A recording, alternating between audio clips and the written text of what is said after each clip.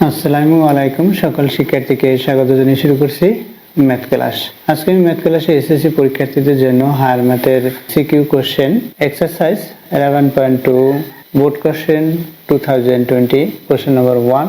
তাহলে দেখো এখানে কোশ্চেন নম্বর 1 নম্বর ক, যেহেতু সিকিউ কোশ্চেন সুতরাং ক নম্বর টি এর মান নির্ণয় করো। এখানে টি দেখো 1 নম্বর রোমান সংখ্যায় যে অঙ্কটি দেওয়া আছে তাতে টি নেই। দেখো 2 নম্বর রোমান সংখ্যা দেখো এখানে টি দেওয়া আছে, অর্থাৎ a of t, 2 বিন্দুগামী 3x + 2y = 12। সরলরেখাটি x O y অক্ষকে যথাক্রমে b ও c বিন্দুতে ছেদ করে। সুতরাং আমরা টি এর মান নির্ণয় করব 2 নং হতে। তাহলে লিখি, দেখো নম্বর ক দেওয়া আছে কি, দেখো এই যে সরলরেখাটি এই a of t বিন্দুগামী, এটা লিখে নিয়ে করতে পারি, বা প্রদত্ত সরলরেখাটি এত বিন্দুগামী হয়, এত বিন্দু দ্বারা সরলরেখাটি সিদ্ধ হবে। তাহলে লিখি, প্রদত্ত সরলরেখাটি 3x + 2y = 12 a of t, 2 বিন্দুগামী হওয়ায় a of t, 2 বিন্দু দ্বারা সরলরেখাটি বা প্রদত্ত সরলরেখাটি সিদ্ধ হবে। সরল রেখাটি সিদ্ধ হবে। সুতরাং 3x + 2y = 12 বা 3 দেখো এখানে কত বিন্দু দ্বারা সিদ্ধ হবে, t এবং 2, অর্থাৎ এখানে প্রথম যে মানটি x, এরপর হচ্ছে y। এখানে x এর পরিবর্তে t বসাবো এবং y এর পরিবর্তে 2 বসাবো। এই প্রদত্ত সমীকরণে x এর পরিবর্তে t, এখানে t লিখলাম, এরপর plus sign 3 × t plus sign 2 × 2, y এর মান কত হবে, 2 হবে, ইকুয়াল এখানে 12 আছে, 12 লিখি, বা 3 এর সাথে t গুণ করলে 3t হবে, প্লাস 2 এর সাথে 2 গুণ করি 4 ইকুয়াল 12। যেহেতু t এর মান বের করবো সুতরাং এই 4 কে পক্ষান্তর করে রাইট সাইডে নিতে হবে। তাহলে আমরা লিখতে পারি 3t = 12 - 4। পক্ষান্তর করে পক্ষান্তর করলাম।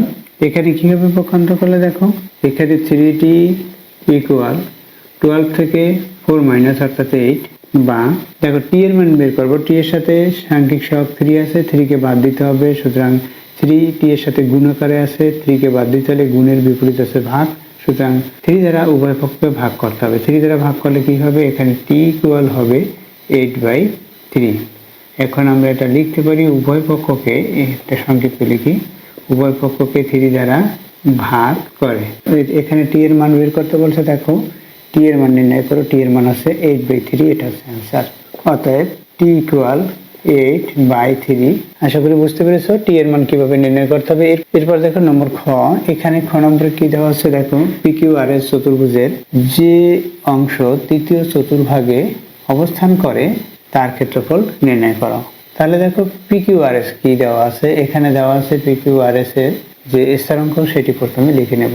তাহলে দেখো দেওয়া আছে, লিখি, দেওয়া আছে P of 5, 3, Q of -4, 3, R of -3, -2 এবং S of 4, -2 এটা দেওয়া আছে। এখন এই বিন্দু 4টি দ্বারা বা এই স্থানাঙ্ক 4টি দ্বারা আমরা গ্রাফ পেপারে এই স্থানাঙ্কগুলো নিয়ে একটি চতুর্ভুজ অঙ্কন করব। তাহলে দেখো গ্রাফ পেপারে কিভাবে অঙ্কন করতে হয়। এখানে আমরা জানি x অক্ষ হচ্ছে x ও x প্রাইম এবং y অক্ষ হচ্ছে y ও y প্রাইম। এটা আমরা লিখলাম, x ও x প্রাইম হচ্ছে x অক্ষ এবং y ও y প্রাইম হচ্ছে y অক্ষ।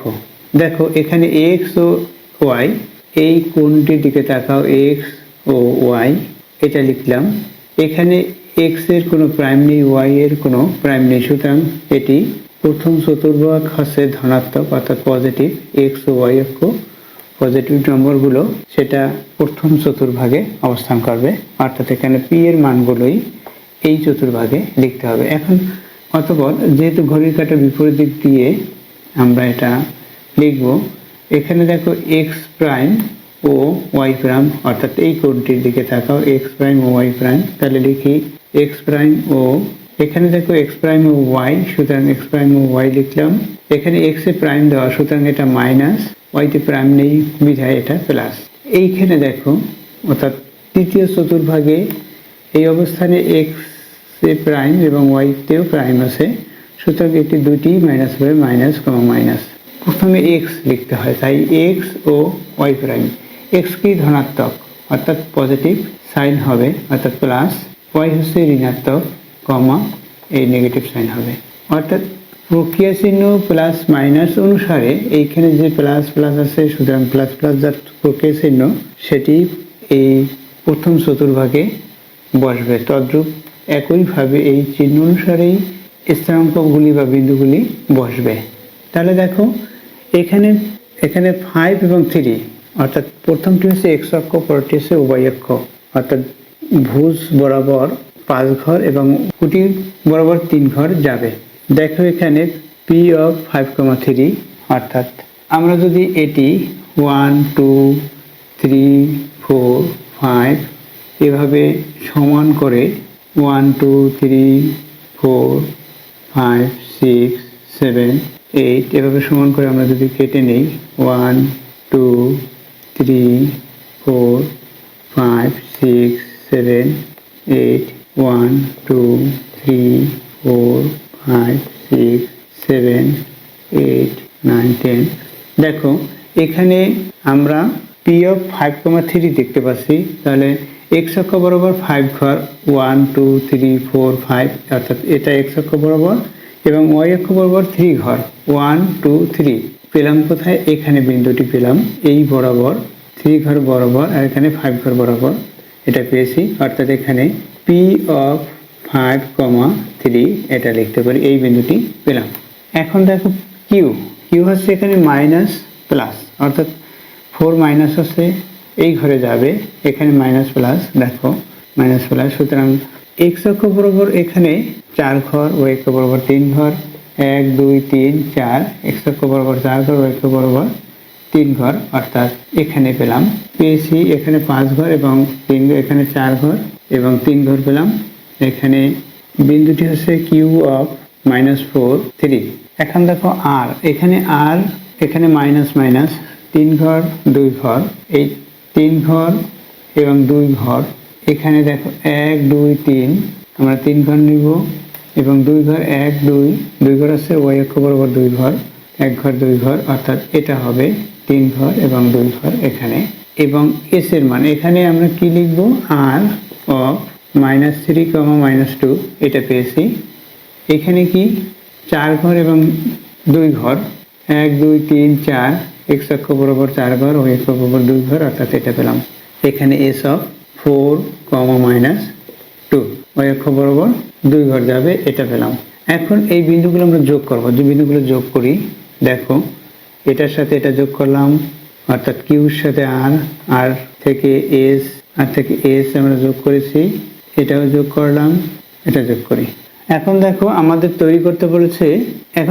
বের করতে বলেছে তৃতীয় চতুর্ভাগে অবস্থান করে তার ক্ষেত্রফল, অর্থাৎ এই অংশটুকুর ক্ষেত্রফল বের করতে বলেছে। সুতরাং এই কিউ এবং আর, এই যে সরলরেখাটা কিউ এবং আর এর সরলরেখাটি এই এক্স অক্ষকে মনে করি এল বিন্দুতে ছেদ করে, আবার আর এবং এর সরলরেখাটি এই ওয়াই অক্ষকে এম বিন্দুতে ছেদ করে। এখন এই এল বিন্দুর স্থানাঙ্ক আমরা নির্ণয় করব এবং এম বিন্দুর স্থানাঙ্ক নির্ণয় করব। দেখো এই এক্স অক্ষে এই কোটি শূন্য হবে, কারণ এক্স অক্ষে এই ওয়াই অক্ষের দিকে কোনো বিন্দু অতিক্রম করলে, সুতরাং এটা কোটি শূন্য হবে।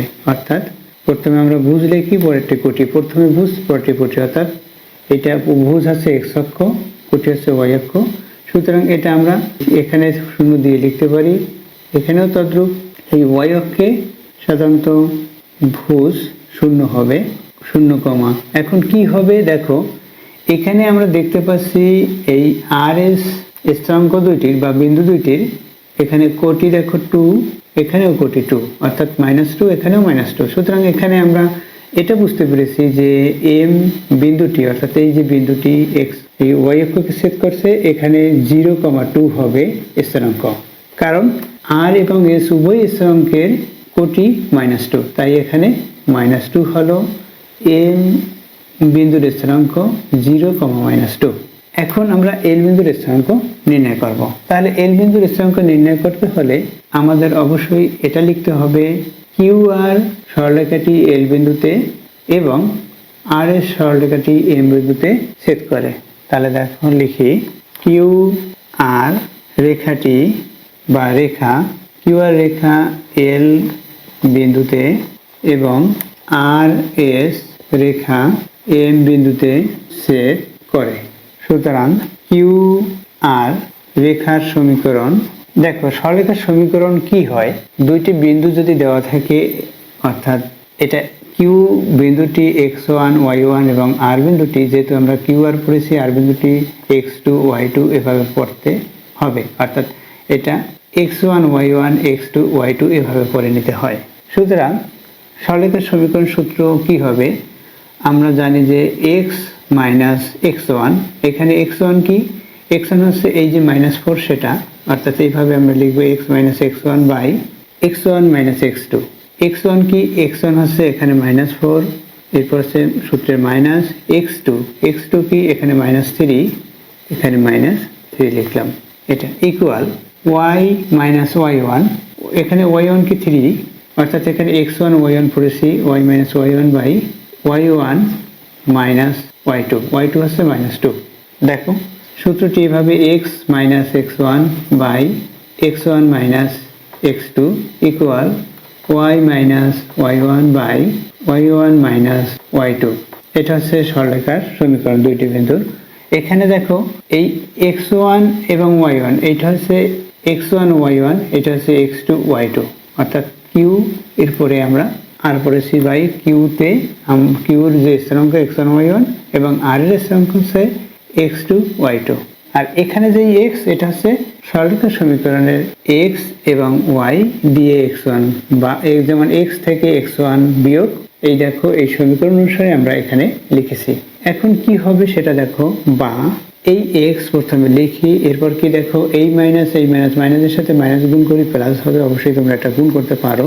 এখানে কি 4 আছে, 4 লিখি, বাই এখানে -4, এই মাইনাসের সাথে এই মাইনাস গুণ, প্লাস হলো 3 হলো, এটা হলো ইকুয়াল এখানে y - 3 বাই এই মাইনাসের সাথে এই মাইনাস গুণ করব, প্রথমে 3 লিখি, অর্থাৎ প্রথম পদটি, এবং মাইনাসের সাথে মাইনাস গুণ করলে প্লাস হবে 2 হবে এটা। বা এখন এখানে কি হয়, x প্লাস এখানে 4 আছে, এখানে -1 হবে, অর্থাৎ বড়টির সাইন 4 থেকে 3 বাদ দিয়ে 1 হয়, এখানে ইকুয়াল আছে, এরপর আছে y - 3 বাই y - 3 লিখলাম, বাই এখানে প্লাস দুইটি প্লাস সাইন, সুতরাং 3 সাথে 2 প্লাস করলে 5 হবে, 5 লিখি। এখন আমরা আর গুণন করব, আর গুণন করে সমীকরণটি লিখব, সমীকরণটি পক্ষান্তর করে আমরা বের করব। আবার এভাবে দেখো এই 5 দিয়ে এটাকে গুণ করি, আর গুণ, এটার সাথে এটা দিয়ে এটাকে গুণ করি আর গুণন করে, তাহলে কি হবে, 5 দিয়ে x কে গুণ করি তাহলে 5x, 5 দিয়ে 4 কে গুণ করি 20 ইকুয়াল 1 দিয়ে y কে গুণ করি -y, এখানে মাইনাস সাইন, যেহেতু এখানে প্লাস সাইন, প্লাস মাইনাসে মাইনাস হলো, এই মাইনাস গুণ এই মাইনাস, মাইনাস প্লাস, 1 দিয়ে 3 কে গুণ করলে 3 হবে। এখন আমরা পক্ষান্তর করব, পক্ষান্তর করি, দেখো এখানে এটা পক্ষান্তর করে যদি এই অংশটুকু পক্ষান্তর করে আমরা লেফট সাইডে নিয়ে আসবো, এখানে 5x সাজিয়ে লিখি প্লাস y, এরপর আছে এখানে প্লাস সাইন 20/20, এখানে তারপর -3 ইকুয়াল 0। এখন এটা আমরা যদি করে নেই সমাধান, তাহলে কি হবে, 5x plus y plus 17 equal 0। এটা 1 নং সমীকরণ।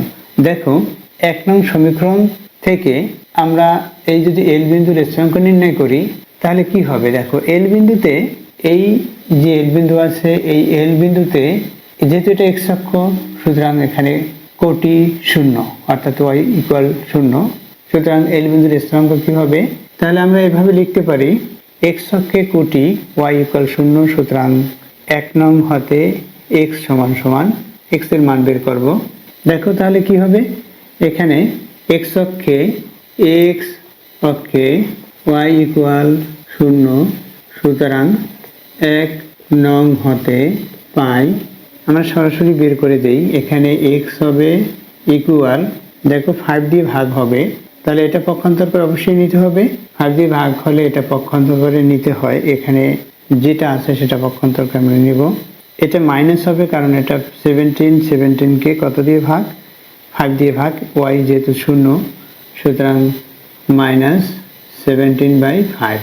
অতএব এল বিন্দুর স্থানাঙ্ক, অতএব এল বিন্দুর স্থানাঙ্ক এল অফ এখানে -17/5, 0।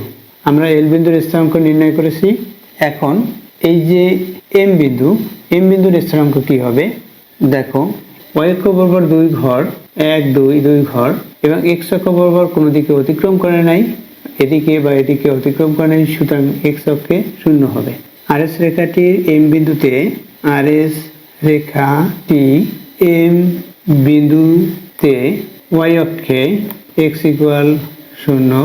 আবার আর বিন্দুটি এবং এস বিন্দুটি, আর এবং এস বিন্দু দুইটিতে কোটি -2, আর এবং এস বিন্দুর কোটি -2, সুতরাং কোটি একই, -2 অর্থাৎ একই, উভয় বিন্দুর কোটি একই, তাই সুতরাং এম অফ 0, বিন্দু হবে।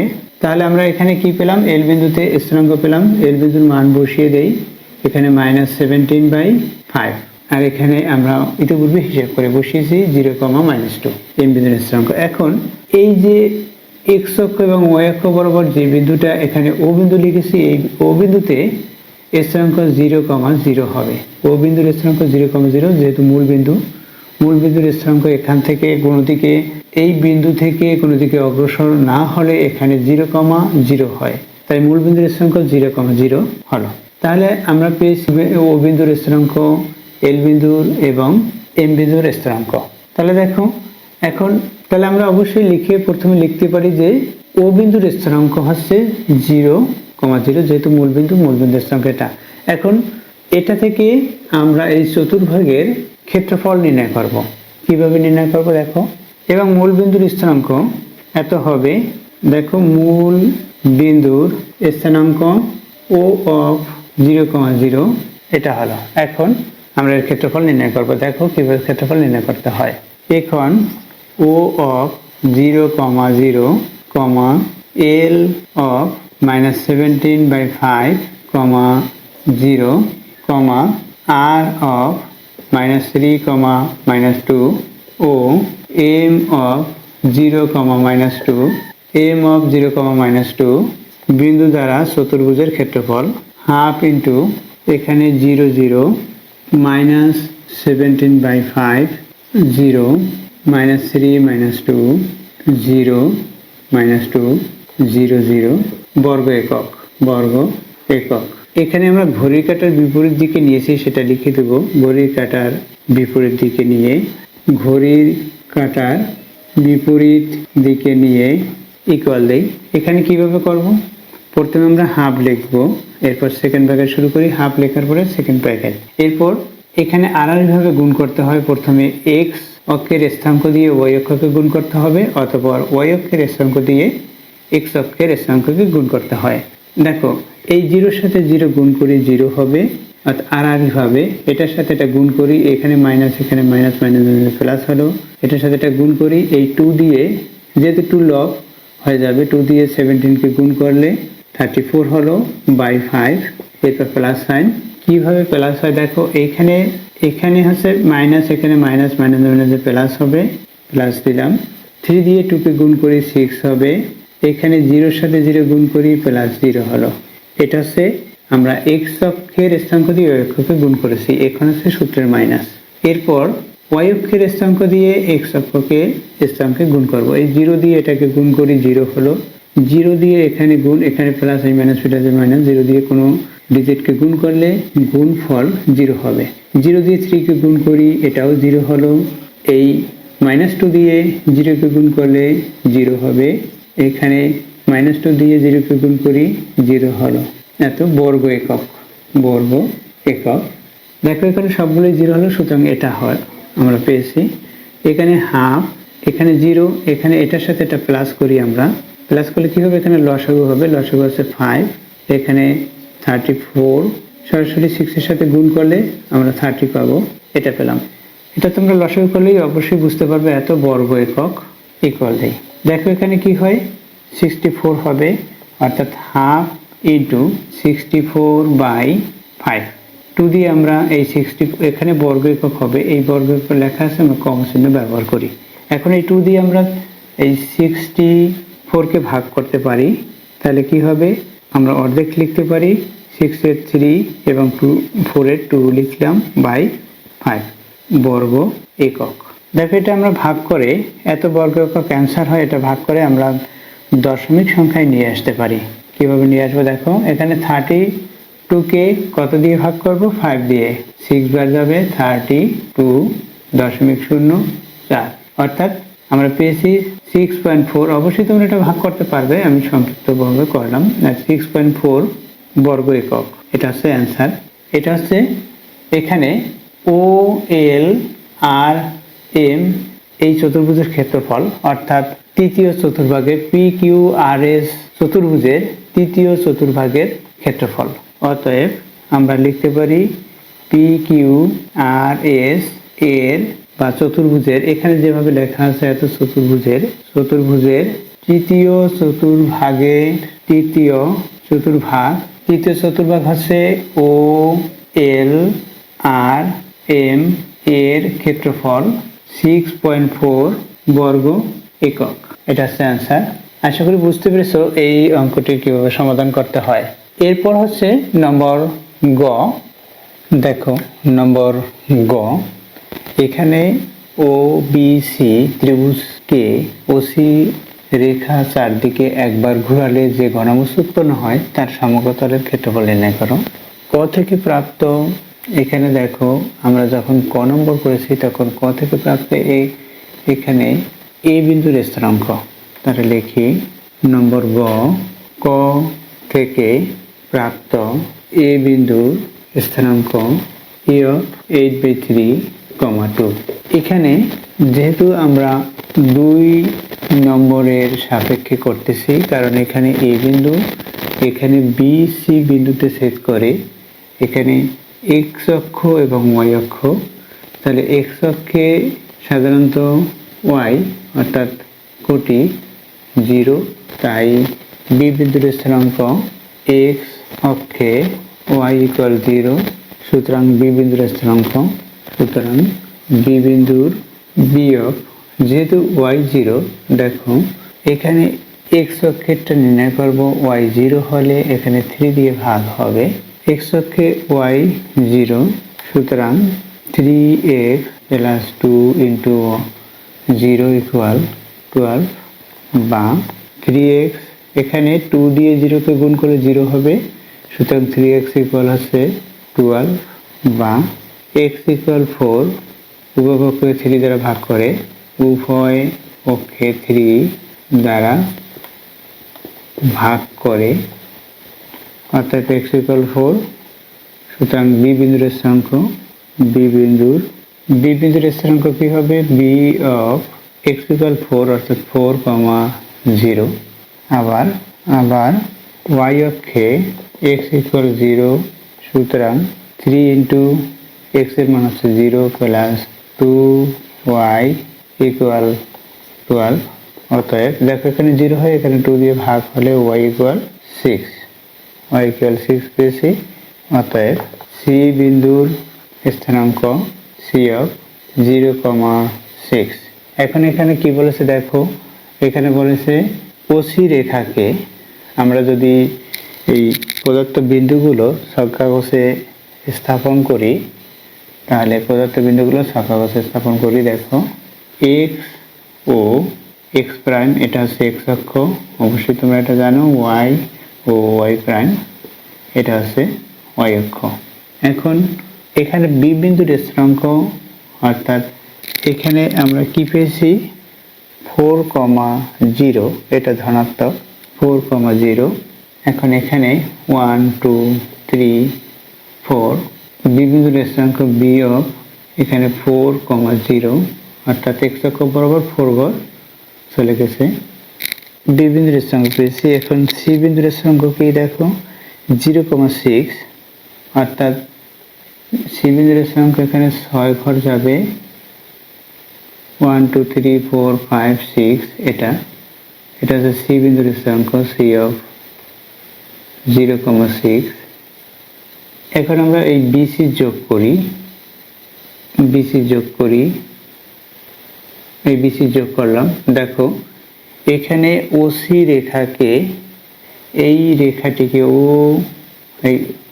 এই ওসি রেখাটিকে একবার ঘোরালে যে ঘনবস্তু উৎপন্ন হয় তার সমগ্র তলের ক্ষেত্রফল নির্ণয় করো।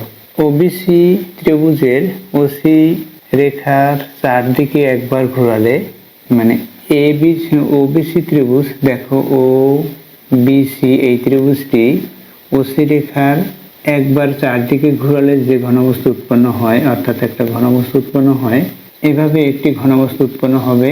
আমরা যদি এভাবে চারদিকে ঘুরাই, একটি সমবৃত্তভূমিক কোণক তৈরি হলো। এই রেখাটিকে যদি আমরা ওবি রেখাটিকে ওসি রেখার চারদিকে ঘুরাই, তখন একটি সমবৃত্তভূমিক কোণক উৎপন্ন হয়। ওসি রেখার চারদিকে একবার ঘুরালে ওবিসি ত্রিভুজকে লিখি, ও বিসি ত্রিভুজকে ওসি রেখার চারদিকে একবার ঘুরালে সমবৃত্তভূমিক কোণক উৎপন্ন হয়। দেখো এখানে সমবৃত্তভূমিক কোণক উৎপন্ন হয়েছে। তাহলে এর সমগ্র তলের ক্ষেত্রফল নির্ণয় করতে হলে এই যে দেখো এর যে এই যে বৃত্ত অংশটুকু, এটার ক্ষেত্রফল, এবং এই ত্রিভুজ অংশটুকু আছে যেটা কোণক, তার ক্ষেত্রফল নির্ণয় করতে হবে। তাহলে আমাদের এই হেলানো উচ্চতা নির্ণয় করে নিতে হবে। তাহলে সমবৃত্তভূমিক হেলানো উচ্চতা কি? বিসি। এই বিসির অংশটুকু নির্ণয় করতে হবে। বিসি যেটা এটা বিসি, এখানে হচ্ছে এটা সমকোণী ত্রিভুজ। সুতরাং বিসি ইকুয়াল, অর্থাৎ এল, বিসিকে এল বলা হয় হেলানো উচ্চতা, এল ইকুয়াল বিসি। সুতরাং সমবৃত্তভূমিক কোণকটির হেলানো উচ্চতা, সমবৃত্তভূমিক কোণকটির হেলানো উচ্চতা BC equal L equal √h² plus r²। এটা হলো, অর্থাৎ এখানে এটা হচ্ছে আর, এই ও বি এটা হচ্ছে আর, এটা হচ্ছে এল, উচ্চতা হচ্ছে এখানে ও সি, এটা উচ্চতা হচ্ছে 6 সেন্টিমিটার। তাহলে আমরা মান বসিয়ে দিই। উচ্চতা হচ্ছে 6 প্লাস আর হচ্ছে 4, 4কে স্কয়ার করলে দেখো আর হচ্ছে এখানে 4, এই হইতে এই পর্যন্ত 4, 16, এখানে রুট 6 সাথে 6 যোগ করি 12, 2 অর্থাৎ 1 5, তাহলে আমরা কি পেয়েছি? 52 পেয়েছি। এল ইকুয়াল সমবৃত্তভূমিক কোণকটির সমগ্র তলের ক্ষেত্রফল। বৃত্তের ক্ষেত্রফল, অর্থাৎ এই যে অংশটুকু গোলক, এই যে অংশটুকু, এটার ক্ষেত্রফল পাই r² প্লাস পাই আর এল, এখানে বর্গ একক, ইকুয়াল দেই। পাই এর মান হচ্ছে 3.1416 ইন্টু আর এর মান হচ্ছে 4, সুতরাং এখানে 16 হবে, প্লাস 3.1416 ইন্টু আর এর মান হচ্ছে 4 ইন্টু এল এর মান হচ্ছে √52। এটা আমরা যদি ক্যালকুলেটর ব্যবহার করি, তাহলে ক্যালকুলেটর ব্যবহার করে পাই 140.883 বর্গ একক, লিখবো আমরা বর্গ একক। সুতরাং সমগ্র তলের ক্ষেত্রফল হচ্ছে এটা 140.883 বর্গ একক, অর্থাৎ এই অংশটুকুর সমগ্র তলের ক্ষেত্রফল আমরা নির্ণয় করেছি। তাহলে অ্যান্সার কি? অ্যান্সার লিখতে হবে 140.883 বর্গ একক। আশা করি বুঝতে পেরেছো এই অঙ্কটির সমাধান কিভাবে করতে হয়। এতক্ষণ ম্যাথ ক্লাসের সাথে থাকার জন্য সকলকে ধন্যবাদ জানিয়ে আজকের মতো বিদায় নিচ্ছি।